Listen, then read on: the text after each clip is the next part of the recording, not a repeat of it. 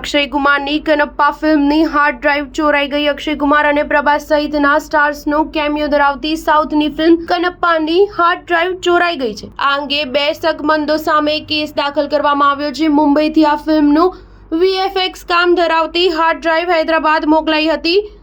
અહીં તેનું post production કામ થવાનું હતું. જો કે હૈદરાબાદની કંપનીમાં પાર્સલ સ્વીકારનાર રઘુ નામનો ઓફિસ બોય તથા તેમણે આ હાર્ડ ડ્રાઈવ જેને સોંપી હતી તે ચારિતા નામની યુવતી બંને ફરાર થઈ ગયા છે. ફિલ્મ નિર્માતાઓને શંકા છે કે ફિલ્મને નુકસાન પહોંચાડવા માટે આ ચોરી કરવામાં આવી હોય તેમ બની શકે છે. સંબંધિત પોસ્ટ પ્રોડક્શન કંપનીએ પોલીસ ફરિયાદ નોંધાવી દીધી છે. જો કે નિર્માતાઓએ આ સમગ્ર ઘટના અંગે કોઈ સત્તાવાર નિવેદન રિલીઝ કરવાનું ટાળ્યું છે. પ્રાણ ન્યૂઝ 7 હંમેશા સચ્ચાઈની સાથે.